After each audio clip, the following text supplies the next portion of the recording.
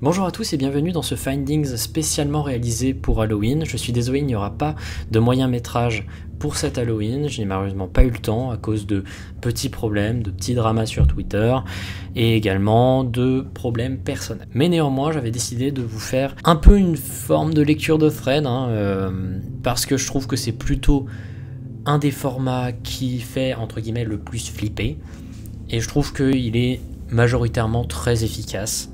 Donc ça se portait plutôt bien pour Halloween. J'ai donc décidé de vous parler d'une série de posts sur Reddit qui m'a énormément intéressé moi de mon côté. J'aimerais vous parler de l'histoire de l'intrus Snapchat, l'histoire de l'utilisateur Skina555. Il y a 2 ans, sur le subreddit r/nosleep, un subreddit sur lequel de nombreuses personnes mettent des histoires d'horreur, qu'elles soient vraies ou fausses, dans l'objectif uniquement de faire peur aux gens, quoi. Un post apparaît qui est devenu très vite viral. Il se nomme « J'ai pris un Snapchat pour des amis, quelque chose est dans l'arrière-plan et ça me fait flipper ». Quels sont vos avis? Personnellement, je le trouve très crédible et je trouve même que c'est super intéressant, donc j'espère que ça vous intéressera aussi. L'utilisateur Skina555 commence le post en nous expliquant qu'il ne va pas forcément écrire le post de manière extrêmement belle, extrêmement flippante, plein de suspense, parce que tout simplement il ne peut pas. Il fait un peu ce post dans l'urgence, il demande de l'aide. En effet, il fait son post quelques heures après que l'événement dont il va parler s'est passé. Il explique que lui et sa partenaire ont déménagé dans sa maison d'enfance, donc la maison de ses parents, parce que leur maison était en train d'être construite et qu'ils ne voulaient pas passer leur temps dans un hôtel. Bref, ils voulaient économiser. Il explique également que ses parents possèdent 3 oiseaux natifs australiens, ce qui est plutôt stylé et ce qui attise la curiosité de ses amis. En effet, ses amis lui demandent très régulièrement quel est le nom de ces oiseaux, etc. parce que, je sais pas, c'est stylé d'avoir des oiseaux australiens natifs. Donc il se décide de réaliser 3 Snapchats pour les présenter. Donc je vais vous montrer les 3 Snapchats à la suite. Right, so the first one of my parents' little birds is this little guy. It is little Leo. He's a cockatiel. The second little bird of my parents is a rainbow lorikeet. His name is Oliver. And there he is. And here I am with my good little mate, Puffin. Donc, il ne réfléchit pas forcément trop à ce qu'il poste, il poste les 3 Snapchats à la suite, mais 15 minutes après, un de ses amis lui envoie un SMS qui va l'effrayer. En effet, son ami lui dit concrètement, en rigolant, qu'il avait bien aimé voir les oiseaux, mais il met à la fin de son message qu'est-ce qu'il y avait en fait derrière la fenêtre. Alors, Skina ne voit pas trop de quoi veut parler son ami, et se décide de re-regarder son dernier Snapchat, qui contiendrait quelque chose d'assez flippant. Il voit pas trop de quoi il parle jusqu'au 3e ou 4e visionnage où il remarque quelque chose qui va l'effrayer. Si vous avez rien remarqué sur le 3e, c'est plutôt normal. Laissez-moi donc du coup vous montrer ce qu'il voit. And here I am with my good little mate.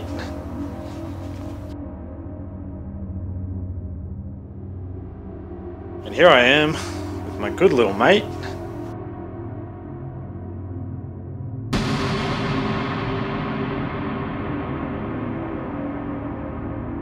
Il interprète très vite cette étrange silhouette derrière la vitre comme un homme qui poserait ses mains et son visage comme ça sur la porte-fenêtre. Il explique également que ça ne peut pas être une réflexion miroir et fait une vidéo qu'il poste sur son compte YouTube où il montre la porte en question et montre en quoi elle ne peut pas vraiment faire de réflexion de ce type. So this is the door. That's the screen. Et également, il termine son post en faisant un peu une histoire de sa vie, en expliquant pourquoi voir ça l'a tant effrayé. Il explique qu'il a pendant longtemps eu des problèmes de paralysie du sommeil. Pour ceux qui ne le savent pas, c'est des épisodes un peu psychotiques dans lesquels tu te retrouves avec les yeux ouverts dans ton lit, à ne pas pouvoir bouger et juste à pouvoir respirer, et souvent c'est accompagné d'hallucinations, ce qui est une expérience qui est souvent traumatisante. Et il explique que lui, entre 8 et 10 ans et à partir de 14 ans, il en a eu des épisodes très sévères. En particulier à partir de 14 ans jusqu'à ses 18 ans où c'est un peu disparu, il explique que lorsqu'il vivait chez ses parents, il commençait à avoir des hallucinations avec ces épisodes réguliers et chroniques de paralysie du sommeil. Et il dit que, alors que les hallucinations auditives étaient plutôt inintéressante. Les hallucinations visuelles, elles, c'était un autre délire. Il voyait très régulièrement une personne sans visage, en train de regarder à travers la vitre, collée comme ça à la fenêtre. Il explique donc que c'est pour cette raison, et parce que ça revient à des très anciens traumatismes, que ce qu'il a remarqué dans le 3e Snapchat lui a particulièrement fait flipper. Il poste régulièrement des edits sur son post sur Reddit, jusqu'à en faire un qu'il considère comme final, où il explique que concrètement, il ne s'est pas vraiment passé grand chose lors des derniers jours, et que pour l'instant, les choses étaient bien. Et c'est là que ça devient vraiment super intéressant. En effet, il poste peu après une update sous la forme d'un deuxième post, toujours sur le forum No Sleep, où il explique que la semaine qui a suivi sans faire d'édit a été plutôt bonne jusqu'à le jour qui précède le post, qui lui a énormément fait flipper. En effet, les choses se passaient plutôt bien, or il continuait à appréhender les moments où il allait se retrouver seul dans la maison de ses parents. En effet, ses parents quittaient souvent la maison vers 7h du soir et sa femme partait à 20h30 parce qu'elle travaille dans une boîte de nuit. Un vendredi, donc, il va au travail, il se passe rien, il a juste un peu peur pour la nuit qui va arriver. Et une fois que la nuit arrive, il joue à des jeux sur Steam, etc. Il s'amuse, il essaye de faire sortir son esprit de ses problèmes. Jusqu'à peu près 22h15 où il commence à entendre des bruits de frappement sur les murs qui le terrifient. Il décide donc de prendre un téléphone qu'il avait gardé chargé pendant toute la nuit au cas où si quelque chose se passait, et il se met à filmer. Voici la vidéo qu'il a prise.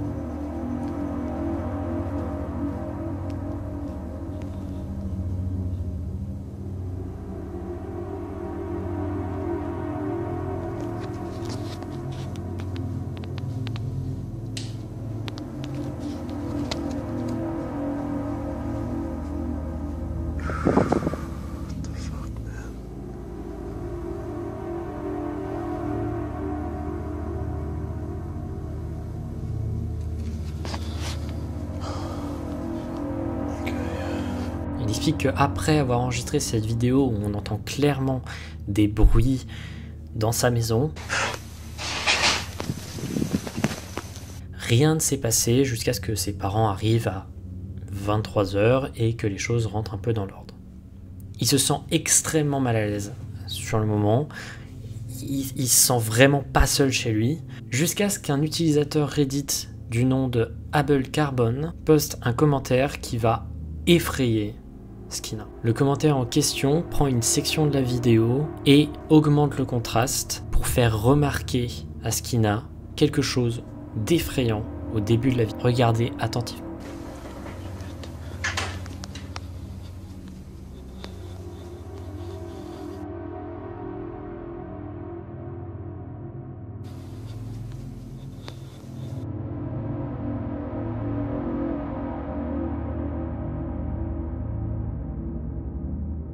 Sur le moment, les gens rentrent sur un consensus. Quelqu'un s'est introduit dans la maison de Skeena. Il poste également une vidéo de sa maison le jour où il montre que à l'endroit où a été filmée la sorte de masse noire qu'il interprète comme une personne, il n'y a normalement rien du tout. Il appelle donc de manière logique la police. Il leur explique donc que sa maison était complètement fermée de l'intérieur et que personne n'aurait pu se rendre à l'intérieur de sa maison sauf en passant par le toit. Ce qui veut dire que l'intrus se serait introduit dans la maison et serait parti par le toit pendant que Skeena filmait la vidéo. Et là, on n'a pas plus d'informations. Donc est-ce que ce Fred est vrai ou faux? C'est évidemment ce qui vient à l'esprit en premier, même si moi honnêtement j'en ai rien à foutre que ce soit vrai ou pas, hein. Je trouve que c'est juste génial comme manière de raconter. Et ben Eh ben on sait pas, parce que c'est pas too much, mais on a quand même une piste pour expliquer que ce serait faux. C'est tout simplement le subreddit sur lequel les posts ont été réalisés. Le subreddit /r/nosleep est en effet connu pour être un peu un nid à début de creepypasta, un nid à début d'histoire flippante en fait. Donc les gens doutent énormément de l'histoire et de la véracité de celle-ci. Puis aussi, ça reste très flou, les vidéos ne sont pas d'excellente qualité, elles montrent des choses qui ne sont pas forcément très discernables. Donc Internet a pris en consensus général que il y avait quand même des chances que ce soit vrai, mais qu'après rationalisation, tout pouvait rester quand même explicable. Donc personnellement, moi de mon côté, je trouve que c'est une excellente manière de raconter des histoires. Je suis vraiment content qu'on vive dans une période où on peut utiliser à profit les dérives et un peu tout ce que nous propose Internet pour raconter des histoires de manière aussi immersive. Je vous inviterai à faire de même, hein, même si c'est pour faire du fake, c'est pas grave, parce que c'est une super bonne manière de raconter des histoires. Et moi, personnellement, je suis là uniquement pour partager de la positivité. Et si on peut partager et mettre en avant ce genre de contenu, je suis 100% into it. Voilà, c'était Findings, merci d'avoir regardé, à la prochaine.